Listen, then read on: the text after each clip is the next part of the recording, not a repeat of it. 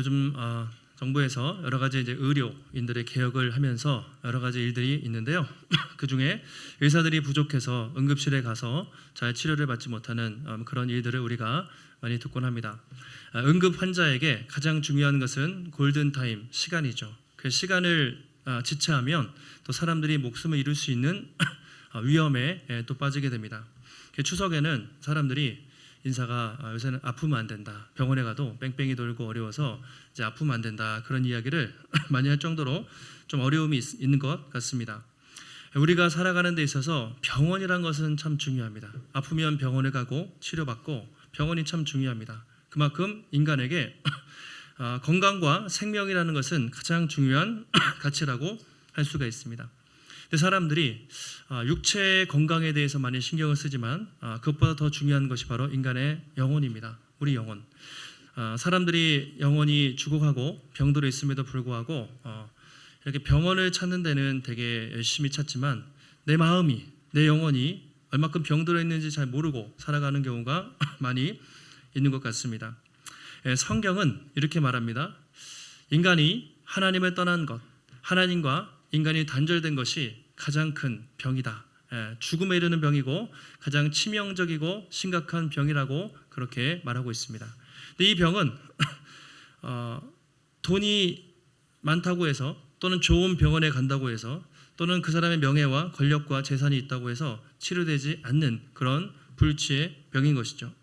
이 병에서 치유받을 수 있는 유일한 방법은 바로 예수 그리스도의 십자가 복음이라고 성경은 말하고 있습니다. 예수님의 복음만이 사람의 영혼을 살릴 수 있는 진정한 치료제이고 생명이 되는 것이죠. 아까 찬양할 때도 이 땅에 오직 무엇밖에 없다고 말했습니까?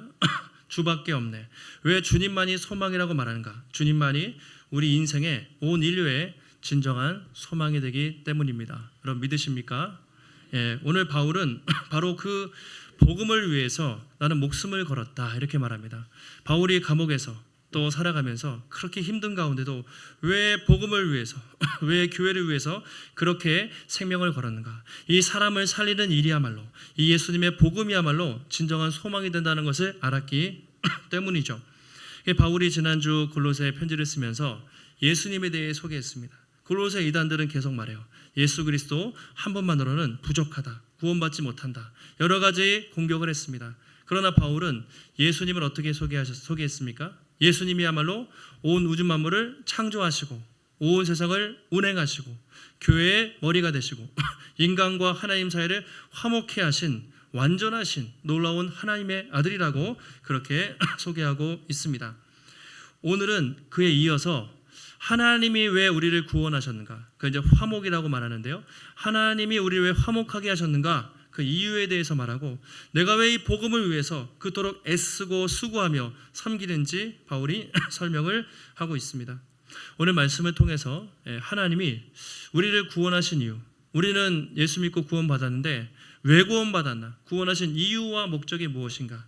그리고 우리가 어떻게 복음의 일꾼으로서 주님의 몸된 교회를 위해서 우리가 섬기며 살아갈 것인가? 말씀을 통해서 살펴보도록 하겠습니다. 바울이 자주 쓰는 표현이 이것이죠. 전에는 이제는. 전에는 우리가 이랬지만 이제는 이렇게 되었다. before and after를 많이 쓰는데 골로새서 우리 1장 21절 이렇게 말하고 있습니다. 전에 어떤 상태였습니까? 악한 행실로 멀리 떠나 마음으로 원수가 되었던 너희를 이라고 말하고 있습니다. 전에 악한 행실로 멀리 떠나 마음으로 원수가 되었다. 멀리 떠나 있다는 것은 뭐냐면요. 하나님과 단절됐다는 거예요. 하나님과 단절돼서 어떤 상태였습니까? 하나님과 친구 사이도 아니고 아무 사이도 아닌 것이 아니라 원수된 상태. 인간은 타락한 이후로 하나님을 싫어해요. 그냥 싫어요. 이유가 없어요. 하나님을 싫어합니다. 예수 안 믿는 사람들, 우리도 예수 믿기 전에 그냥 하나님 없다. 하나님을 싫어합니다. 하나님도 그런 인간을 향해서 아주 원수, 적대적인 그런 관계였습니다. 원수된 관계에 있었다는 것이죠. 에베소서 2장에서는 이걸 조금 더 구체적으로 말하죠. 그는 허물과죄로 죽었던 우리를 살리셨다. 과거의 우리의 상태는 어땠습니까? 허물과 죄 때문에 하나님 앞에서 사망의 상태, 그리고 공중의 권세 잡은 자를 따르고 세상 풍조를 따라 살고 본질상 진노의 자녀였다. 이게 과거 우리의 상태입니다. 아무 상태가 아니라 우리가 그냥 구원받은 것이 아니라 하나님과 원수, 하나님의 진노를 받는 그런 상태였다고 말하고 있습니다. 그런 상황에서 어떻게 구원하셨는가? 22절에 이렇게 말하고 있죠. 같이 한번 22절 말씀 함께 있습니다. 이제는 그의 육체의 죽음으로 말미암아 화목하게 하사 너희를 거룩하고 흠없고 책망할 것이 없는 자로 그 앞에 세우고자 하셨으니 전에는 하나님과 뭐였습니까? 원수였지만 그러나 이제는 그의 육체의 죽으심, 예수님의 십자가의 죽으심으로 말미암아 어떻게 됐습니까? 화목하게 되었다. 화목이라는 말이 중요하죠. 구원받았다는 말인데 성경에서 화목하다는 말은 원수된 관계를 화해시켰다 이런 말이겠죠. 구약 시대에는 우리가 어떻게 나갔습니까? 사람들이 제사를 지내서 동물을 잡아서 동물의 피를 뿌려서 화목하게 됐어요. 죄 용서를 받았습니다. 근데 그건 일시적인 용서였습니다. 그런데 이제는 예수님께서 친히 십자가 위에서 양과 염소처럼 화목 제물이 되셔서 예수님의 피는 어떤 피였습니까? 완전한 피죠. 보배로운 피를 흘리심으로 하나님과 우리의 사이에 막힌 담을 허시고 우리의 모든 죄를 완전히 용서하셨다. 이게 화목이라는 뜻이죠. 전에는 하나님과 원수였다면 이제는 하나님의 사랑받는 자녀로. 근데 우리가 한 게 있습니까? 아무것도 한 것 없이 값없이 그렇게 우리가 은혜를 경험한 것이죠. 이것이 놀라운 복음의 핵심이라고 할 수가 있습니다.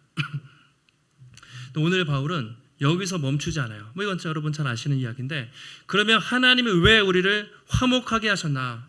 화목하게 하는데 그냥 됐습니까? 엄청난 대가가 필요했습니다. 자기 아들을 십자가에 죽이는 엄청난 대가가 필요했는데 왜 화목하게 하셨는가? 그 이유가 중요하겠죠. 왜 우리를 구원하셨을까요? 오늘 성경은 그 하반절을 한번 보실까요? 하반절에 보시면 거룩하고 흠이 없고 책망할 것이 없는 자로 세우기 위해서라고 그렇게 분명히 말하고 있습니다. 그러니까 하나님이 우리를 구원하신 이유가 그냥 갑자기 우리를 구원하시거나 우리가 예수 믿고 딱 그냥 막 살다가 눈 떠보니까 천국이에요. 천국행 티켓을 주기 위해서 구원하신 것이 아니라 우리가 이 땅에 살면서 거룩하고 흠이 없는 당신의 백성으로 삼기 위해서. 자, 거룩하고 흠이 없다는 표현이 구약에서 어떤 의미로 쓰이냐면요. 제사를 지낼 때 동물을 잡잖아요. 그때 아무거나 잡았을까요? 아니죠. 좋은 것만 최고의 양과 염소, 소를 잡아야 됐어요. 그때 거룩하고 흠이 없는 짐승이라고 말합니다. 마찬가지로 하나님이 우리를 구원하신 이유는 그냥 예수 믿고 언젠가 죽어서 그냥 천국 가는 그런 상태가 아니라 거룩하고 흠이 없는 당신의 성품을 닮은 그 사람을 우리를 세우기 위해서 거룩하고 흠이 없는 자로 세우기 위해서 우리를 구원하셨다. 그렇게 말하고 있습니다. 이걸 우리가 성화라고 말하죠. 성화. 우리가 예수 믿는 순간 어떻게 됩니까? 값없이 의롭다 하심을 받았다. 우리가 이렇게 말하죠. 그걸 우리가 칭의라고 말해요. 근데 이거는 신분의 변화입니다. 법정적인 변화예요. 그래서 예수 믿는 순간 한 번에 우리가 의롭다 하심을 받았다라고 우리는 말합니다. 그런데 성화는 뭐냐면 그때부터 계속 예수님을 닮아가는 거예요. 그러니까 성화의 과정은 일평생 계속 진행이 됩니다. 그렇게 해서 마침내 예수님을 닮은 그런 존재가 되는 거죠. 이걸 우리가 영화롭다 이렇게 말해요. 영화롭다. 에베소서 4장 13절 말씀 보시면 이렇게 되어 있습니다. 우리가 다 하나님의 아들을 믿는 것과 아는 것에 하나가 되어 어떻게 해요? 온전한 사람을 이루어 그리스도의 장성한 분량이 충만한 데까지. 그 하나님이 우리를 구원하신 이유는 예수 믿고 그냥 그렇게 살다 죽는 게 아니라 예수님을 닮은 장성한 분량에 이를 때까지 성화시키기 위해서 우리를 구원하셨다라고 분명히 말하고 있습니다. 또 로마서에서도 이렇게 말해요. 로마서 8장 29절에 하나님이 미리 하신 자들을 이렇게 그의 형상을 본받게 하기 위해서 택하셨는데 30절 이렇게 말하고 있죠. 30절 같이 한번 우리 앞에 보시고 읽겠습니다. 또 미리 정하신 그들을 또한 부르시고 부르신 그들을 의롭다 하시고 의롭다 하신 그들을 또한 영화롭게 하셨느니라. 아멘. 자, 하나님이 어떻게 했다고요? 정하신 그들을 부르셨습니다. 이거 이제 이따가 제가 소명이라고 말하고요. 그들을 어떻게 해요? 의롭다 칭했죠. 칭이죠. 예수 믿는 순간 구원받는 것이죠. 그리고 그들을 어떻게 해요? 영화롭게, 마지막은 예수님처럼 영화롭게 인도해 가신다. 이걸 신학적으로 구원의 서정이라고 말해요. 구원 순서. 이제 성경에 조직 신학이라는 것이 있는데 이름은 모르셔도 돼요. 그런데 이런 과정을 통해서 우리가 구원을 받는 거예요. 예, 소명, 아까 부르신 거죠. 우리가 예수를 믿기 전에 하나님이 먼저 택하시고 여러분들을 부르신 거예요. 그리고 우리가 예수를 믿는 순간 어떻게 돼요? 의롭다 하심, 한순간에 단번에 이루어지는 거죠. 값없이 의롭다 하심, 이걸 칭이라고 말합니다. 그리고 그 다음부터 시작되는 것이 성화예요. 계속 닮아가는 거예요. 거룩하고 흠이 없이 예수님을 닮아가는 것이고, 마지막에 영화로워지는데 그 중간에 뭐가 있습니까? 성도의 견인이라고 말해요. 학자들이 뭐라고 말하면 견인하는 것처럼, 자동차를 끌어가는 것처럼 내가 내 믿음으로 사는 것이 아니라 성령이 우리를 붙잡고 끝까지 견인하셔서 마지막은 영화로운 단계로 인도하신다. 이것을 우리가 구원의 서정이라고 말합니다. 우리가 흔히 예수 믿으면 구원받았다 이렇게 1차원적으로 말했지만 구원은 그렇지 않아요. 예수 믿기 전에 하나님 먼저 택하세요. 부르세요.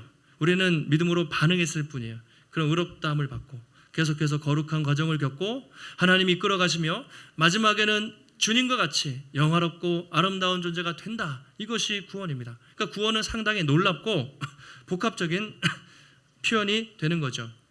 우리가 아이를 키울 때 시간이 지나면서 잘 먹이고 키우면 성장을 합니다. 또 열매를 과실을 키울 때 물을 주고 또 씨를 뿌리고 물을 주고 잘 관리하면 열매를 맺는 것처럼 예수를 믿은 사람은 구원받은 성도는 반드시 그에 맞는 변화와 성장이 있다라고 성경이 이야기를 하고 있습니다.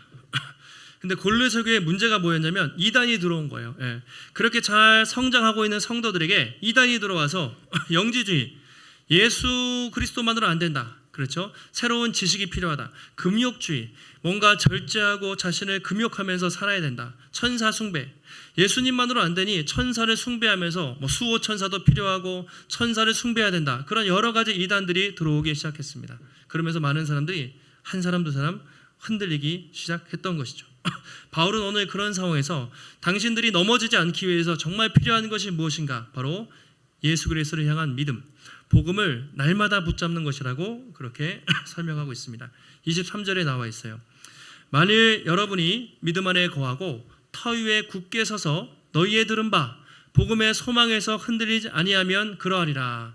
여러분들이 지금 여러 가지 이야기를 듣는데 여러분들이 처음 에바브라, 아마 골로새 교회를 개척했던 사람으로 알려졌죠.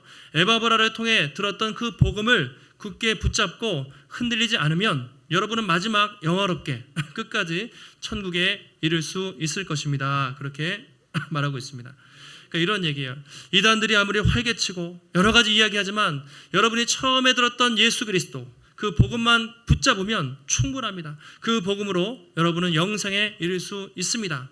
그 복음을 붙잡고 복음의 소망에서 흔들리지 마십시오라고 바울이 권면을 하고 있습니다.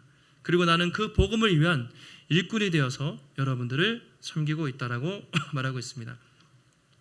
여러분, 우리가 신앙생활하면서 여러 가지 일들을 겪지만 항상 머릿속에 날마다 기억해야 될 것이 무엇입니까? 바로 우리가 전에 어떤 사람이었는가, 그리고 우리가 현재 어떤 은혜를 받았는가, 그리고 우리가 앞으로 어떤 존재가 될 것인가, 과거와 현재와 미래를 기억하는 것이죠. 지난주에도 말씀드렸어요. 항상 기억해야 돼요. 뭐죠? 나는 내가 생각하는 것보다 훨씬 더 큰 뭐죠? 훨씬 더 큰, 여러분은 여러분이 생각하는 것보다 훨씬 더 큰 죄인이라고 생각하십니까? 하나님을 알아가면 알아갈수록 내가 정말 내가 처음보다 훨씬 더 큰 죄인이라는 것을 깊이 깨달아가는 것이고, 나는 시간이 흐르면서 나는 내가 받은 이 사랑이 내가 기대하는 것보다 훨씬 더 비교할 수 없는 사랑을 받았구나라는 것을 깨달아가는 거예요. 바울도 죽기 전에 고백이 무엇입니까? 하나님이 죄인들을 위해서 예수님이 이 땅에 오셨는데 내가 죄인 중에 괴순이라. 바울의 마지막 고백은 저는 처음에 열심히 공부하고 잘난 사람인지 알았어요. 그런데 저는 이제 사도보다 못한 사람이에요. 아니, 나는 성도 중에 부족한 사람이에요. 아니, 나는 죽기 전에 결국 보니까 내가 죄인 중에 가장 쓰레기 같은 사람이었습니다라고 마지막에 바울이 고백하죠. 신앙이 자라면 자랄수록 내가 정말 내가 생각하는 것보다 훨씬 더 악한 죄인이었구나라는 것을 깨달아가고, 하나님이 이런 나를 위해서 아들을 주시고 엄청나게 사랑하셨구나. 나의 죄인됨과 그분의 사랑을 깨달아가면 깨달아갈수록 마음에 감격과 은혜가 생기는 것이죠. 이제 이것을 기억하고 살아가는 것이 복음 중심의 삶입니다. 만약에 내가 죄인인지도 정말 그렇게 애통하지 않고 하나님의 사랑이 그렇게 큰지도 모르다면 복음이 아니라 종교인이에요. 종교인, 그냥 종교 생활을 하는 사람들이죠. 그래서 항상 나의 죄인됨과 그분의 사랑이 얼마나 큰지 우리가 깨달아가는 것이 늘 중요합니다. 그리고 또 한 가지는 왜 그렇게 나를 구원하셨나? 왜 우리를 구원하기 위해서 당신의 사랑하는 아들까지 죽이셨는가? 왜 그러셨을까요? 오늘 성경의 이유는 거룩하고 흠이 없고 책망할 것이 없는 정말 하나님을 닮은 아름다운 형상을 만들기 위해서라고 말하고 있습니다. 여러분 이 말씀 들으면 어떻게 생각하십니까? 말도 안 되는 소리. 내가 나를 봐도 막 한심하고 막 죄를 여러분 짓지 말아야지 막 그렇게 열심히 결심하지만 그게 되나요? 내가 오늘 하루는 정말 이를 꽉 깨물고 죄를 짓지 않을 거야 라고 다짐을 해도 어느 순간인가 보면 화내고 어느 순간에 보면 미워하고 어느 순간에 보면 넘어져 있는 우리의 모습을 발견할 때가 많아요. 하루에도 수도 없이 죄를 짓습니다. 가끔은 내가 구원받은 사람이 맞나? 명색이 목사인데 내가 왜 이렇게 자주 넘어질까? 그런 생각을 할 때가 저도 있습니다. 근데 그럼에도 불구하고 여러분 그럼에도 불구하고 오늘 말씀은 우리가 날마다 믿음 안에 거하고 예수 그리스도를 붙잡고 복음의 소망을 붙잡고 있으면 우리는 연약하지만 하나님께서 조금씩 그분의 형상을 닮은 사람으로 거룩하고 흠이 없고 아름다운 사람으로 변화시켜 간다는 것이죠. 그리고 최종적인 목표는 무엇입니까? 예수님처럼 영화롭게 영화롭다는 말은요 부활한 사람을 말이에요. 부활한 존재. 지금은 죄를 많이 짓잖아요. 안 죽고 싶어도 또 넘어질 때가 있고 몸이 아플 때도 있고 몸 때문에 여러 가지 우리가 고통도 겪지만 영화로운 존재는 부활체예요. 아픔도 없고요. 죄를 짓지 않는 완전한 그 상태가 우리에게 있다라고 성경은 말하고 있습니다. 바울은 그 부활의 소망, 복음의 소망 때문에 날마다 믿음으로 살고 또 그렇게 교회를 위해서 수고했다고 말하고 있습니다. 여러분, 우리도 마찬가지예요. 우리를 보면 늘 소망이 없어 보여요. 그러나 복음을 붙잡고 말씀을 붙잡으면 언젠가 우리가 이렇게 아름답게 변화되겠구나. 이런 사람은 날마다 내 뜻대로 내 생각대로 살지 않고 나는 죽고 예수로 살면서 어떻게든 하나님의 뜻대로 살까? 그렇게 우리가 몸부림치죠. 그리고 희한하게도 시간이 지나면 안 변하는 듯 하지만 조금씩 우리 안에 성령의 새로운 마음들이 들어와서 조금씩 우리가 변화를 이루어 가는 것이죠. 여러분 어떻습니까? 지금 여러분의 삶에는 그런 변화의 열매가 나타나고 있습니까? 가을이면 추수를 해요. 올 한 해 나름대로 열심히 살았을 텐데 여러분의 삶 속에 내 삶에 그런 변화의 열매가 성령의 열매가 나타나고 있는가? 내가 예수님을 믿고 1년 전보다 5년 전보다 10년 전보다 영적으로 더 성숙한 모습이 나타나고 있는가? 아니면 내가 오래 교회 다니고 신앙생활에도 정체되어 있는가? 아무런 열매가 없는가? 한번 자신을 돌아보시면 좋겠습니다. 여러분 지금은 우리가 죄 가운데 있고 부족하고 넘어질지라도 하나님이 이미 우리를 구원하셨다는 것을 여러분 꼭 기억하시고 우리도 언젠가 주와 같이 정말 주와 같이 아름답고 거룩하게 될 그날이 있음을 여러분 믿고 날마다 예수 그리스도를 붙잡고 이 복음의 소망에서 흔들리지 말고 담대하게 우리 걸어가시는 귀한 성도님들이 되시기를 예수님의 이름으로 축원합니다. 다음으로 이제 바울이 복음의 은혜에 대해 이야기하고 내가 왜 이 복음을 위해서 교회를 위해서 그토록 고난받기를 기뻐하는지에 대해서 설명하고 있습니다. 24절에 나와 있는데요. 같이 한번 24절 우리 함께 읽겠습니다. 나는 이제 너희를 위하여 받는 괴로움을 기뻐하고 그리스도의 남은 고난을 그의 몸된 교회를 위하여 내 육체에 채우노라. 자, 이 표현이 참 의미심장해요. 잘 한번 보세요. 나는 이제 여러분을 위해서 받는 괴로움을 기뻐하고 그리스도의 남은 고난을 그의 몸된 교회를 위해서 내 육체에 채운다. 좀 이 말씀이 알쏭달쏭하죠? 저는 이 말씀을 볼 때마다 한편으로는 감동도 되고 한편으로는 도전도 돼요. 바울은 정말 찐으로 정말 예수를 위해서 교회를 위해서 고난받기를 정말 기뻐했구나라는 생각을 하게 됩니다. 정말 나도 이렇게 이 말씀처럼 바울처럼 이렇게 섬기면서 살 수 있으면 얼마나 좋을까 다시 한번 생각을 해보게 됩니다. 24절에서 핵심적인 표현이 이거예요. 아까 괴로움이라는 말이 있었죠. 괴로움을 어떻게 해요? 슬퍼하지 않고 기뻐하고, 또 그리스도의 남은 고난을 육체에 채운다. 여러분, 고난 그리고 기쁨이라는 단어가 같이 이어지고 있습니다. 여러분, 이 두 단어가 매치가 될 수 있나요? 고난, 기쁨이라는 말은 함께 어울리는 단어가 아니죠. 고난이 있으면 슬퍼하고 힘듭니다. 우울합니다. 그리고 좋은 일이 있어야 우리는 기뻐할 수 있는데, 바울은 괴로움을 기뻐한다라고 그렇게 말하고 있습니다. 바울이 정신병자도 아니고, 바울이 막 학대하는 사람도 아니고, 바울은 되게 이성적인 사람입니다. 전 세계 최고의 그 당시에 학자였습니다. 그럼 바울이 왜 고난을 받는데 기뻐한다고 말을 했을까요? 여기에 바로 기독교 복음의 비밀이 있습니다. 바울은 항상 은혜가 있었어요. 하나님이 나 같은 죄인을, 정말 심지어 교회를 핍박했던 죄인을 택하여 구원하신 것, 그리고 나 같은 사람을 이방인의 사도로 삼으셔서 가는 곳마다 복음을 증거할 수 있게 하신 것, 늘 그것을 생각할 때마다 늘 하나님께 감사했습니다. 지금 바울이 여러분 어디서 편지를 쓰고 있습니까? 우리가 사도행전 28장에 로마 감옥에서 갇혀 있을 때 그때 쓴 거잖아요. 옥중서신입니다. 지금 바울은 감옥에서, 로마 감옥에서 멀리 있는 골로새 성도들에게 편지를 쓰고 있습니다. 골로새 성도들이 이단에 막 흔들린다는 얘기를 듣고 걱정스럽게 편지를 쓰고 있지만, 그럼에도 불구하고 내가 복음을 위해서, 예수를 위해서, 그들을 위해 기도하고 편지를 쓰고 사역을 할 수 있다는 것에 바울은 감사하고 감격했던 것이죠. 복음의 은혜가 있는 사람은요, 이게 고난을 위해서 기뻐할 수 있어요. 고난당할 때. 이거는 이론적으로는 말할 수 없어요. 그러나 정말 예수님을 사랑하고 복음의 은혜가 있는 사람은 그분을 위해서, 교회를 위해서 고난받을 때 기쁨이 있습니다. 예수님이 저희들에게 말씀하셨죠. 사람들이 너희를 고난당하게 하고 또 괴롭힐 때 기뻐하고 즐거워하라. 너희 전에 선지자들도 그렇게 했다. 예수 이름으로 고난받을 때 기뻐하고 즐거워하라고 말했습니다.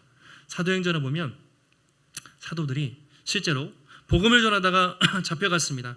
예수 이름을 위해서 잡혀가서 매 맞고 공회에 잡혀갔을 때 그들이 나오면서 뭐라고 했습니까?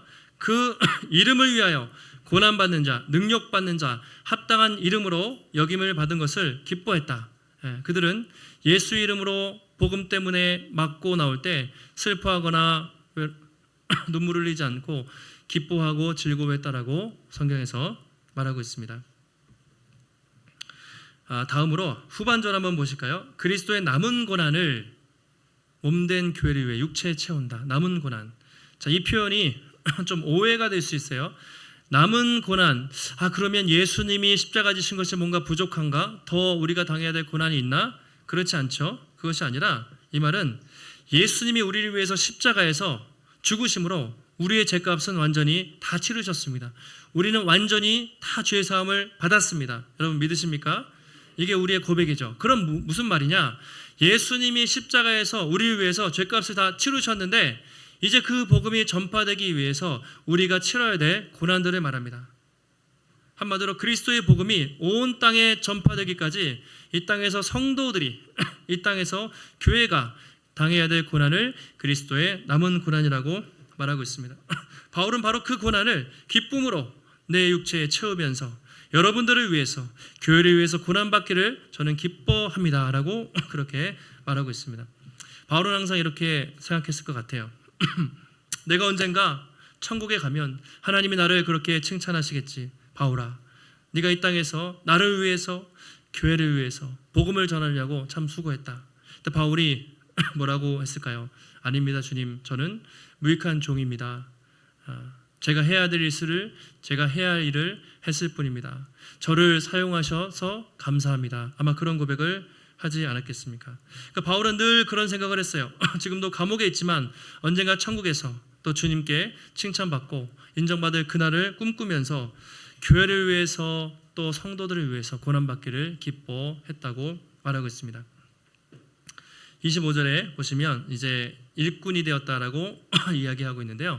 내가 교회의 일꾼이 된 것은 하나님이 여러분들을 위하여 주신 직분을 따라 하나님의 말씀을 이루려 함이라. 교회의 일꾼이 되었다. 하나님이 여러분을 위하여 주신 직분 또는 사명이라고 말할 수 있습니다. 그 사명을 감당하기 위해서 교회의 일꾼이 되었습니다. 여러분, 일꾼이라는 말을 한번 체크하시고, 아까 23절에도 뭐라고 되어 있습니까? 나 바울은 이 복음의 일꾼이 되었다라고 성경에 말해요. 일꾼이라는 말이 반복되는데, 일꾼이라는 뜻은 디아코노스, 종이라는 뜻입니다. 봉사하는 거예요. 집사님, 권사님 할 때 종, 섬기는 자라는 뜻인데, 나는 앞에서는 복음의 일꾼이 되었습니다. 여기서는 교회의 일꾼이 되었습니다 라고 그렇게 말하고 있습니다. 자, 복음의 일꾼은 곧 교회의 일꾼이에요. 내가 복음을 위해 산다는 것은 곧 교회를 위해서 헌신한다는 얘기입니다. 근데 우리가 한번 이 순서를 생각해 보면 좋겠어요.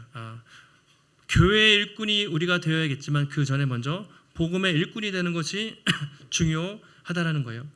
가끔 보면 이제 뭐 큰 교회들 보면요, 어떤 분이 이렇게 정말 준비가 안 됐는데, 이렇게 아직 헌신이 안 됐는데 교회 오래 다녔어요. 뭐 이렇게 한다는 이유로 직분을 받는 경우가 있어요. 준비가 안 된 상태로 교회를 섬기고 뭐 성가대를 하시든 봉사를 하다가 중간에 상처받고 어려워서 그만두는 분들도 종종 볼 때가 있습니다. 그러니까 교회를 위해서 열심히 일하는 것도 중요한데 그 전에 복음을 위한 일꾼이 돼야 돼요. 나는 예수 그리스도에게 헌신됐고 나는 정말 주님을 위해 살기로 결단된 사람이 교회를 섬겨야지, 그냥 교회에 오래 다니고 또는 직분을 받았다고 교회를 섬겼다가 어려움을 당하는 경우도 종종 있는 것 같아요. 그래서 우리가 항상 기억할 것은 교회 일꾼 되는 것이 필요하지만 그 전에 내가 복음의 일꾼인가, 내가 복음에 헌신된 사람인가, 내가 정말 예수 그리스도의 종으로 살기로 결단했는가를 먼저 기억하는 것이 중요하다고 할 수가 있습니다. 그래서 이제 교회 일꾼으로 바울이 섬기는데 어떻게 섬기는지 28절, 29절 이렇게 말합니다. 우리 같이 한번 두 절 말씀 함께 읽겠습니다. 우리가 그를 전파하여 각 사람을 권하고 모든 지혜로 각 사람을 가르침은 각 사람을 그리스도 안에서 완전한 자로 세우려 함이니, 이를 위하여 나도 내 속에서 능력으로 역사하시는 이의 역사를 따라 힘을 다하여 수고하노라. 아멘. 바울이 이제 교회 일꾼이 됐다고 말했어요. 예수님을 위해서 일꾼이 되었는데 어떻게 섬기는지 세 가지 이야기입니다. 그를 전파하고 각 사람을 권하고 모든 지혜로 가르쳤다. 전파하고 권하고 가르쳤다. 전파하다는 것은 뭐냐면요, 복음을 전했다는 거예요. 계속 복음을 전하고 설교했다는 것이고, 권면했다는 것은 말씀에 벗어난 사람, 좀 연약한 사람이 있으면 말씀으로 권면했다는 이야기입니다. 또 모든 지혜로 각 사람을 가르쳤다. 이것은 하나님의 말씀을 지속적으로 가르쳤다는 거예요. 그래서 결국은 어떤 목표가 있습니까? 각 사람을 그리스도 안에서 완전한 자로 세우려 함이니, 이렇게 말하고 있습니다. 그러니까 바울의 목표는 그냥 가르치고 권면하고 그냥 예수 믿고 구원받았으니까 적당히 사세요가 아니라 끝까지 말씀을 가르치고 또 복음을 전하고 잘못한 사람 권면하면서 그리스도 안에서 어떤 사람이요? 완전한 자로, 온전한 사람으로 세우는 것이 바울의 목표였습니다. 이것은 예수님의 목표이기도 했습니다. 완전한 자, 텔레이오스라는 이 표현은요, 장성하다 또는 온전하다 이런 의미가 있습니다. 앞에서 말씀드린 것처럼 거룩하고 흠이 없고 책망할 것이 없는 그런 상태예요. 하나님이 우리를 구원하신 이유가 그냥 구원하신 것이 아니라 거룩하고 흠이 없고 책망할 것이 없는 사람으로 만들기 위해서 구원하셨다고 말하죠. 그래서 바울의 목표는 여러분들이 그냥 예수 믿고 적당히 신앙생활하다가 죽는 것이 아니라 정말 누가 봐도 온전하고 거룩하고 흠이 없는 완전한 사람으로 세우기 위해서 내가 말씀을 가르치고 복음을 전하고 고민하고 있다고 그렇게 말하고 있습니다. 여기서 여러분 중요한 것이 그리스도 안에서라는 거예요. 그리스도 안에서 완전한 자. 우리는 완전합니까? 완전하지 않아요. 아까도 말씀드렸지만 여러분 자신을 보면 정말 부족한 것이 너무 많죠.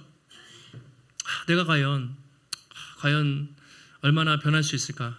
때로는 내 자신을 보아도 그렇게 실패하고 또 한숨이 들 때가 많아요. 여러분 옆에 있는 분들 한번 보세요. 이 사람들을 보면서 정말 소망이 생깁니까? 아니면 이 왼수 언제까지 우리가 이렇게 싸우면서 살아가야 돼, 이런 가끔 그런 생각도 들어요. 저를 봐도 옆에를 봐도 참 안 변한다. 그러나 우리의 소망은 우리 자신이 아니라 그리스도 안에서 결국 어떻게 해요? 완전한 자로 하나님이 세우실 것을 믿기 때문에 거기에 소망이 있다는 것입니다. 나는 평생 이 모양 이 꼴로 그냥 별 볼 일 없이 살다가 죽겠지, 내 가족들, 내 옆에 있는 사람도 뭐 그냥 이렇게 예수 믿다가 죽겠지가 아니라 언젠가 우리는요 영화롭게 여러분의 얼굴과 여러분의 모습, 정말 천사처럼 아름다운 모습으로 완전히 성화된 그 모습으로 완전하게 세워질 그날이 있다라고 말하고 있습니다. 우리의 소망이 이것이죠.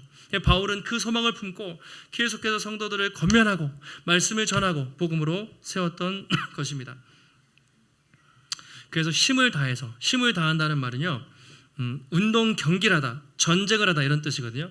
내가 정말 그 한 사람을 세우기 위해서 전쟁을 하듯이, 전투를 하듯이 힘을 다해야 합니다. 그러나 내 힘으로 하는 것이 아니라 내 속에서 역사하시는 이를 따라서, 내 속에서 역사하시는 성령을 따라서 하나님의 힘입어서 내가 그렇게 사명을 감당하고 있습니다 라고 바울이 고백을 하고 있습니다.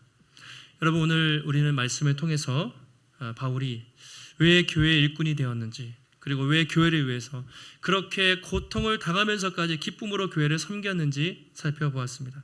한 가지입니다. 바울이 그렇게 복음에 목숨을 걸었던 이유는 바로 복음의 진정한 가치, 예수 그리스도의 가치를 발견했기 때문입니다.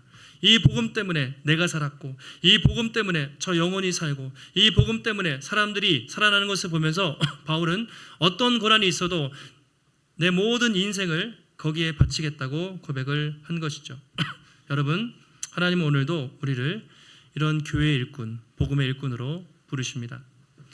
이 일꾼이라는 말은요, 목회자나 아니면 믿음이 좋은 어떤 사람이나 리더나 직분을 받은 사람만이 아니라 모든 성도는 마땅히 복음의 일꾼이 되어야 한다고 오늘 그렇게 말하고 있습니다. 근데 더 중요한 것은 뭐냐면, 교회 일꾼이 되기 전에 복음의 일꾼, 먼저 내가 예수 그리스도의 복음에 대해서 그 가치를 올바로 깨닫고 있는가, 날마다 내가 이 복음에 감격하고 헌신하고 있는가, 그러면 저절로 교회를 위해서 섬길 수가 있는 것이죠. 여러분, 하나님은 우리가 언제나 이 모습 그대로 머물러 있기를 원치 않으세요. 오늘보다 내일, 또 올해보다 내년에 계속해서 성장하여서 그리스도의 장성한 분량에 이르기를 하나님이 원하십니다. 그래서 우리가 성경도 보고요, 예배도 보고요, 또 말씀도 보는 것이죠. 리딩 지저스, 요새 말씀을 안 드렸는데 어떤 분들은 열심히 하시겠지만, 여러분, 가을인데 왠지 책을 보고 싶지 않으십니까? 여름에는 막 짜증나고 덥고 힘들었잖아요. 가을에 책 보기 좋은 계절에 사도행전 이번 주부터라도 다시 시작하세요. 10월 달부터 다시 교리를 공부하고 말씀을 공부하는데 우리가 하나님의 말씀을 보기에 더 힘쓰면 좋겠습니다. 가을에 우리의 목표는 이것이에요. 우리가 성장하는 겁니다. 영적으로 조금 더 자라가는 거예요. 그것을 위해서 여러분이 큐티도 하시고 통독도 하시고 성경 공부도 하시고 스터디도 하시면서 나름대로 우리가 하나님을 더 알아가는 데 힘쓰는 귀한 시간이 되면 좋겠습니다. 여러분, 주님의 몸된 교회는 저절로 성장하지 않습니다. 아이가 그냥 성장하나요? 아이가 성장하기까지 부모님의 그 뒤에 말할 수 없는 눈물과 한숨과 어려움이 있죠. 교회가 성장하기까지 많은 성도들의 눈물과 한숨과 아픔이 필요합니다. 교회는 여러분, 돈이 없거나 건물이 없어서 망하지 않아요. 교회를 위해 헌신된 사람이 없으면 그 교회는 문을 닫습니다. 그만큼 교회에 있어서 성도가 중요합니다. 지금까지 저희가 개척하고 5년 가까이 흘러오는데 참 많은 성도님들의 헌신과 희생이 있었어요. 교회에 나와서 일찍 와서 봉사하고, 또 방송으로, 또 교사로, 또는 안내로, 또는 사랑방 섬김 입금이로 말할 수 없는 많은 분들이 섬기고 희생했기 때문에 교회가 여기까지 왔습니다. 그러나 여러분, 오늘 말씀을 통해서 그분들 뿐만이 아니라, 나는 리더도 아니고 나는 뭐 직분을 안 맡아서가 아니라 모두에게 하나님이 원하시기 때문에 우리가 하나님이 나에게 맡기신 은사가 무엇일까, 내가 어떻게 교회를 작지만 기쁨으로 섬길 수 있을까 잘 생각해 보시면 좋겠습니다. 앞으로도 우리 복음의 숲의 모든 성도님들이 예수님을 더 뜨겁게 사랑하고 이 복음의 가치를 더 발견하고 이 복음을 위해서 내 삶을 기쁨으로 드리겠습니다. 주님의 몸된 교회를 위해서 기쁨으로 섬기겠습니다. 수고하며 헌신하며 또 섬길 수 있는 귀한 복음의 일꾼, 귀한 믿음의 일꾼들이 더 많이 세워지는 복된 교회, 복된 성도님들이 되시기를 예수님의 이름으로 축원합니다. 하나님 감사합니다. 오늘도 우리에게 거룩한 주일 허락하여 주시고 하나님의 귀한 말씀 듣게 하시니 감사를 드립니다. 바울은 그 감옥에서 어려운 상황에 있었지만 하나님 늘 하나님이 자신을 구원하신 그 은혜 때문에 정말 그리스도를 위해서 교회를 위해서 고난받기를 기뻐했습니다. 자신의 모든 삶을 들여 복음 증거하는 사명을 감당했습니다. 하나님 우리도 과거에 하나님을 알지 못했고 하나님과 원수된 자로 살았지만 이제는 그리스도 예수 안에서 우리를 화목케 하시고 구원하셔서 하나님의 사랑받는 자녀가 되었습니다. 날마다 이 복음의 은혜와 감격이 우리 삶에 있게 하시고 이제는 주님의 몸된 교회를 위해서 사랑하는 성도들을 위해서 기쁨으로 내 남은 삶을 드리겠습니다 결단하며 고백하는 섬길 수 있는 귀한 복음의 일꾼들, 귀한 성도들 되게 하여 주시옵소서. 하나님 오늘도 주님의 전 나올 때 우리의 마음과 정성을 들여 주님 귀한 예물 드렸습니다. 하나님 드려진 손길마다 그 마음에 소원한 것들 기억하시고 그 예물을 기쁘게 받으시되 우리 인생 가운데 부족하고 어려울 때마다 날마다 채우시고 또 공급해 주시는 하나님의 귀한 손길을 경험하게 하시고 날마다 주는 것보다 받는 것보다 주고 섬기고 베푸는 삶을 살아가는 우리 귀한 성도들 되게 하여 주시옵소서. 한 주간도 승리케 하시기를 간구하오며 존귀하신 예수님의 이름으로 기도하옵나이다. 아멘.